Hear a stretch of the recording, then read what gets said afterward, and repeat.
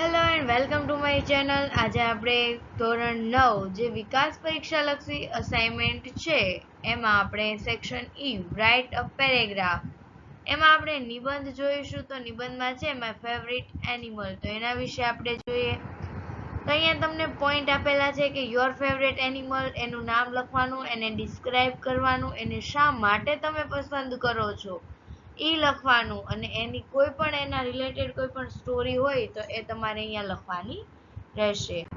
તો જોઈએ, the tiger is our national animal. એટલે આ વાક્ય જોઈને તમને ખ્યાલ આવી જ ગયો હશે કે આપણું પ્રિય પ્રાણી વાઘ છે, જે આપણું રાષ્ટ્રીય પ્રાણી છે.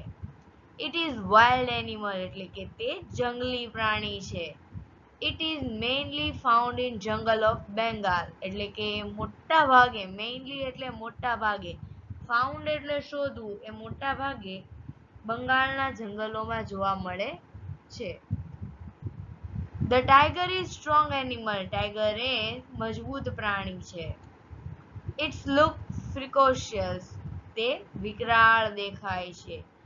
અહીંયા મેં તમને પોઈન્ટ વાઇઝ આપેલું છે કેમ કે મારે તમને ગુજરાતી સાથે સમજાવવાનું છે, પરંતુ આ એક પેરેગ્રાફ સ્વરૂપે જ તમારે લખવાનું રહેશે. ત્યાર પછી છે it has bright yellow colour and black spirit, એટલે કે એને કાળા કલરના સ્પિરિટ છે, પટ્ટા છે. ટાઈગર હેઝ બ્રાઇટ શાઇની આંખ, તેને ચમકદાર તેજસ્વી આંખો હોય છે. ઇટ હેઝ પેડેડ ફીટ, તેના પગમાં ગાદી હોય છે કે જે આસાનીથી જંગલના કાંટાઓમાં પણ ચાલી શકે.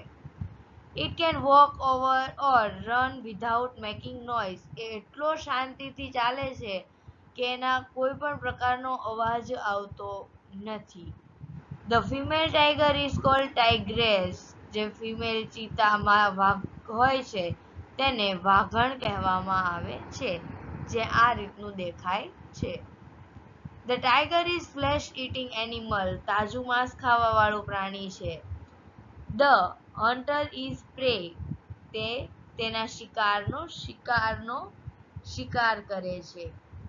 The hunt animal like deer, bears etcetera, એ રીંછ, હરણ વગેરે જેવા પ્રાણીનો શિકાર વધારે કરતો હોય છે. Sometime the tiger enter a village and kill cattle and sheep, ઘણી વખત તો એ ગામમાં પ્રવેશ કરે છે અને ઢોર અને ઘેટા બકરાને પણ